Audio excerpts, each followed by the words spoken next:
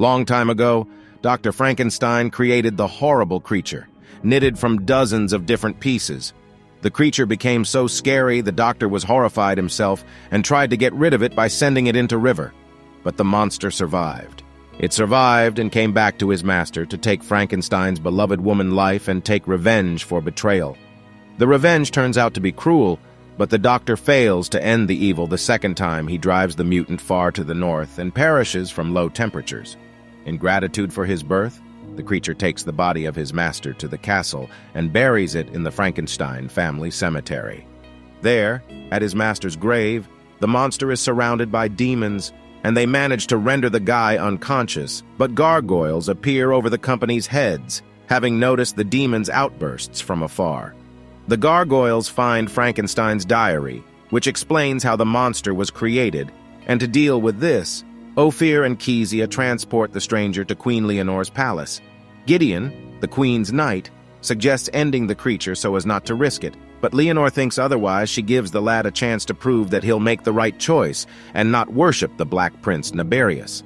Leonore calls the guy Adam, gives him a weapon capable of destroying demons and asks him to stay, but the monster refuses the offer, dreaming of being away from the mad world.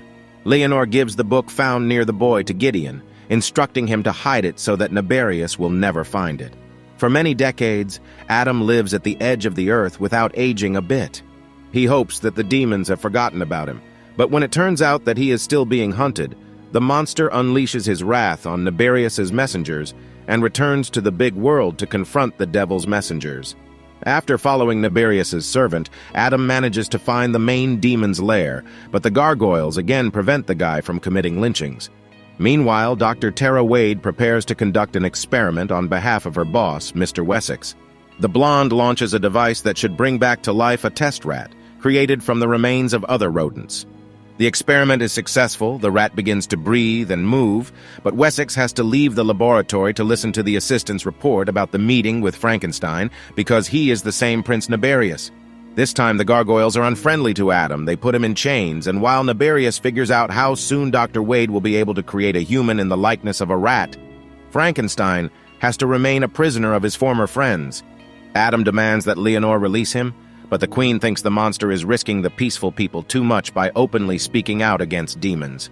Naberius learns that Frankenstein is being held in the cathedral, and he asks Zuriel, his strongest warrior, to attack the gargoyles' lair and bring Adam to him. The gargoyles prepare to meet the army of enemies, and a battle begins around the cathedral. Adam asks Ophir and Kezia to remove his chains and issue him weapons so he can fight, and his friend breaks the chains on him, hoping he is doing the right thing.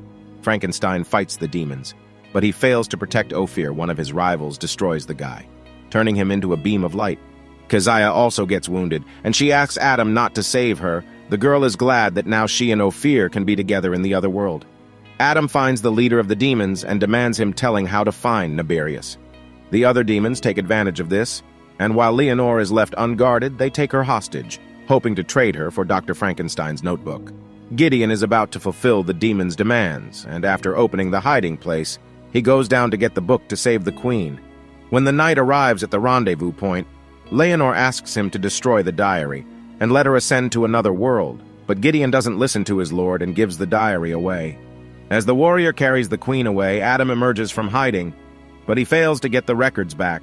Zuriel takes the book to Wessex's laboratory, and the boy has to go after him. Once inside, Adam sees thousands of bodies that Naberius is going to resurrect and who have the symbol of the devil carved on their foreheads. At this point, the demon hands the diary to Dr. Wade, hoping it will speed up her work. Leonore blames herself for the deaths of her best warriors, and she orders Gideon to find Adam, who has been hiding in the lab all this time, hoping to get the book back.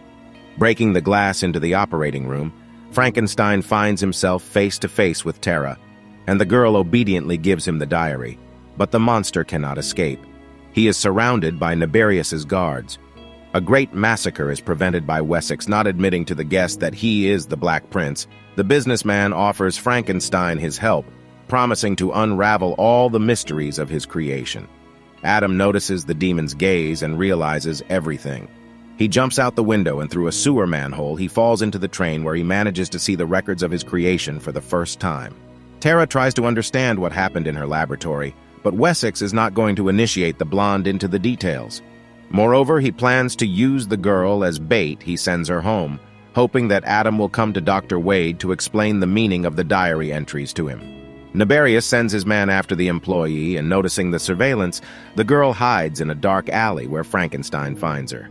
Adam tells Tara who her boss really is, and he asks the girl to create a pair for him, just away from the lab so that Naberius doesn't find out about their experience. Tales of demons and gargoyles don't sit well with the professor, but she dutifully follows Frankenstein into his hideout.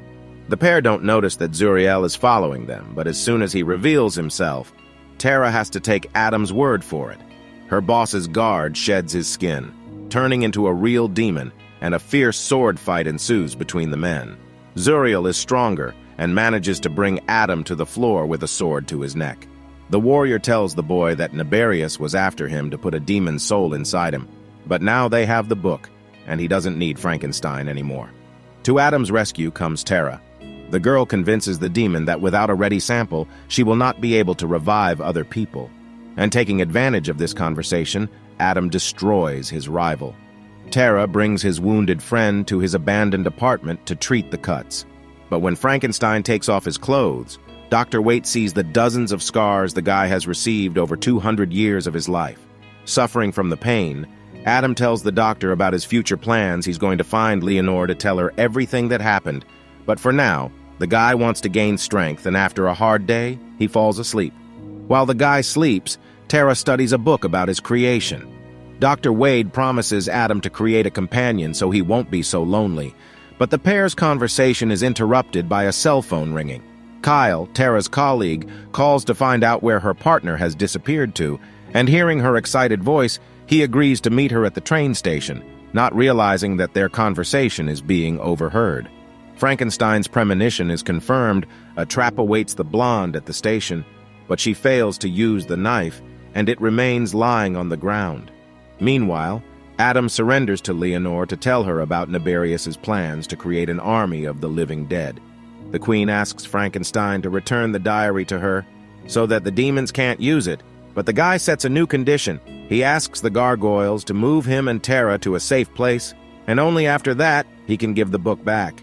Leonore promises the boy to fulfill the request, but as soon as Adam leaves to fetch Dr. Waite, she orders Gideon to follow the monster and destroy it after the diary is found. Anticipating betrayal, Adam prepares to meet his opponent armed with an axe.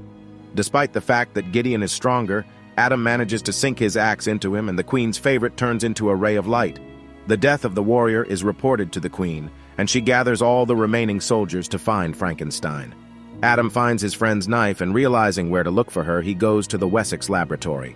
The blonde gets to work under the watchful eye of the boss and his assistants. She starts the machine that will revive Kyle, not realizing that at the same time, thousands more dead people are waking up downstairs.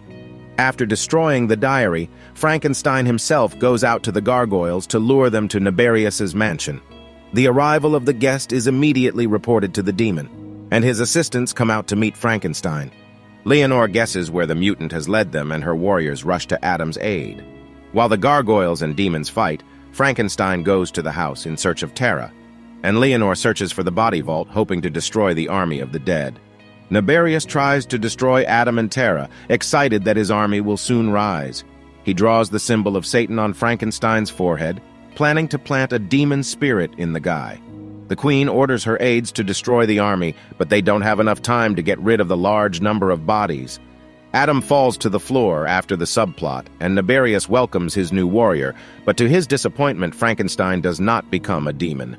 Wasting no time, Adam scratches out a magical symbol on Naberius's chest, and the main demon explodes. The fire that comes from his body destroys the mansion, along with an army of the living dead in front of the gargoyles. The flying warriors see the ruins engulf Leonore, but the queen rises above the fire, holding Frankenstein and his friend in her clutches.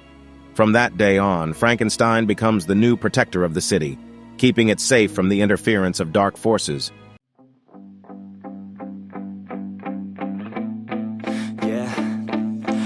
been in and out the studio like a student though, working on a movement, yeah, I'll do it cause I'm in the zone. And you know that I'm ready for the shows. How it goes, I don't know, but I'm waiting till I'm chose. Front row, here I go. All these people wanna know what you think of them lately. Do you really love me or do you really hate me? On a scale of 1 to 10, what would you grade me? All this social media has got me